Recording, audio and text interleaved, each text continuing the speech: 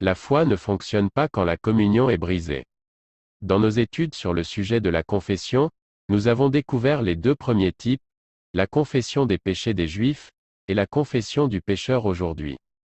Dans cette leçon, nous traiterons de la confession d'un croyant qui est hors de la communion avec Dieu. Dans le psaume chapitre 137, nous voyons un exemple dramatique de communion brisée. À la suite de ses péchés, Israël avait été emporté à Babylone. La Bible dit dans Psaume chapitre 137, versets 1 à 4. Sur les bords des fleuves de Babylone, nous étions assis et nous pleurions, en nous souvenant de Sion. Au saule de la contrée nous avions suspendu nos harpes. Là, nos vainqueurs nous demandaient des chants, et nos oppresseurs de la joie, chantez-vous quelques-uns des cantiques de Sion. Comment chanterions-nous les cantiques de l'Éternel sur une terre étrangère?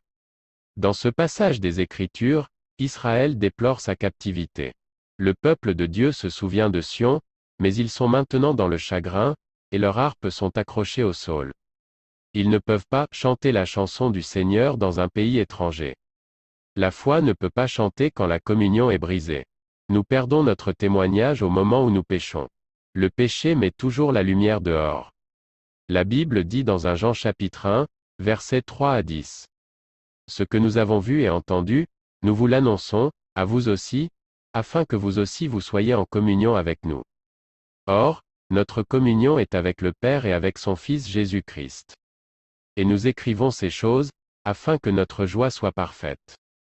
La nouvelle que nous avons apprise de lui, et que nous vous annonçons, c'est que Dieu est lumière, et qu'il n'y a point en lui de ténèbres.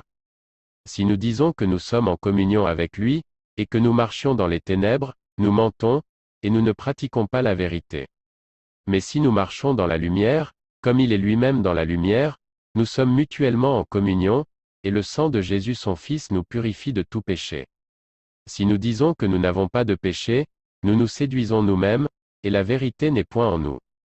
Si nous confessons nos péchés, il est fidèle et juste pour nous les pardonner, et pour nous purifier de toute iniquité. Si nous disons que nous n'avons pas péché, nous le faisons menteur, et sa parole n'est point en nous. Beaucoup utilisent ces versets uniquement lorsqu'ils traitent avec les non-sauvés.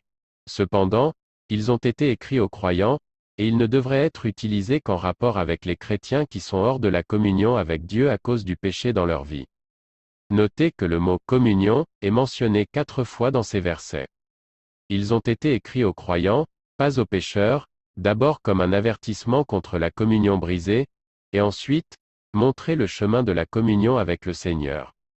Le verset 6 dit, « Si nous disons que nous sommes en communion avec lui et marchons dans les ténèbres, nous mentons et ne pratiquons pas la vérité. » En d'autres termes, si nous sommes hors de la communion et déclarons que nous avons raison, nous ne disons pas la vérité.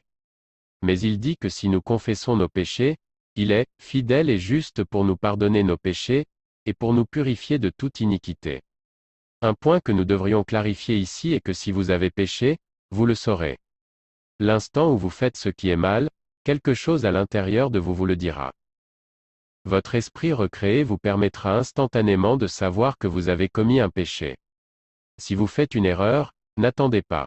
Arrêtez dès maintenant et demandez pardon au Seigneur. Il vous pardonnera, et vous pourrez continuer à marcher en communion avec lui. Lorsque vous confessez vos péchés, il vous pardonne à ce moment-là et vous vous tenez en sa présence comme si vous n'aviez jamais péché. Il n'est pas nécessaire de continuer à confesser ces mêmes péchés encore et encore, car cela renforce la faiblesse, le doute et la conscience du péché dans votre esprit. Si vous confessez une fois, il a pardonné et il a oublié. Il n'en a aucun souvenir. Ésaïe chapitre 3, verset 46 dit, « Moi, je suis celui qui efface tes transgressions à cause de moi, et ne se souviendra pas de tes péchés. » Et dans Jérémie chapitre 31, verset 34, nous lisons, « Car je pardonnerai leur iniquité, et je ne me souviendrai plus de leurs péchés. » Si Dieu n'a aucun souvenir du péché qui a brisé votre communion avec lui, pourquoi devriez-vous le faire? Ce n'est pas le Saint-Esprit qui vous convainc. C'est Satan qui essaie de profiter de vous. Psaume chapitre 103, versets 1 à 3 dit, « Bénis le Seigneur mon âme, de même que tout ce qui est en moi, bénissez son saint nom, bénissez le Seigneur mon âme, et n'oublie aucun de ses bienfaits. C'est lui qui pardonne toutes tes iniquités, qui guérit toutes tes maladies. Parfois, les gens me demandent de prier pour eux et disent, je ne sais pas si le Seigneur m'entendra ou non, parce que j'ai péché. Cependant, s'ils ont demandé pardon à Dieu, il ne se souvient pas qu'ils aient fait quelque chose de mal. Alors pourquoi s'en souviendrait-il? Le croyant doit aussi être prêt à se pardonner comme Dieu est disposé à lui pardonner. Trop de gens ont perdu la foi parce qu'ils ne veulent pas se pardonner. La Bible dit dans Jacques chapitre 5, versets 14 à 15. Quelqu'un parmi vous est-il malade? Qu'il appelle les anciens de l'Église, et que les anciens prient pour lui, en loignant d'huile au nom du Seigneur. La prière de la foi sauvera le malade, et le Seigneur le relèvera, et s'il a commis des péchés, il lui sera pardonné.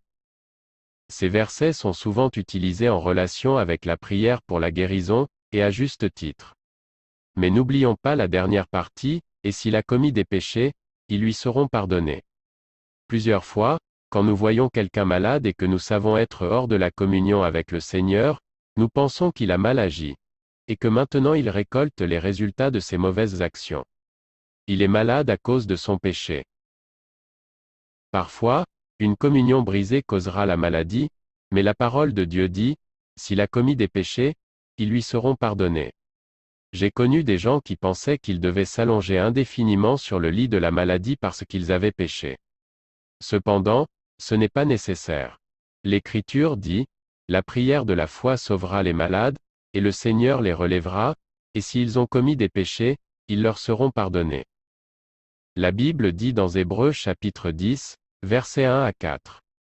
En effet, la loi, qui possède une ombre des biens à venir, et non l'exacte représentation des choses, ne peut jamais, par les mêmes sacrifices qu'on offre perpétuellement chaque année, amener les assistants à la perfection. Autrement, n'aurait-on pas cessé de les offrir, parce que ceux qui rendent ce culte, étant une fois purifiés, n'auraient plus eu aucune conscience de leurs péchés? Mais le souvenir des péchés est renouvelé chaque année par ces sacrifices, car il est impossible que le sang des taureaux et des boucs ôte les péchés. C'est l'histoire de l'échec du sang des taureaux et des chèvres pour enlever le péché. Leur sang ne pouvait que le couvrir. Il a laissé le péché dans le cœur des hommes. Et avec le péché était la conscience du péché. Mais dans notre rédemption en Christ, Dieu nous a rachetés de la conscience du péché. 1 Jean chapitre 1, verset 9 dit si nous confessons nos péchés, il est fidèle et juste pour nous pardonner nos péchés, et pour nous purifier de toute iniquité. Vous ne devriez pas avoir trop conscience de votre péché. Dieu ne le fait pas. Pourquoi devriez-vous le faire? Vous pouvez voir avec quelle confiance et audace vous pouvez venir en prière, sachant avec certitude qu'il vous écoute.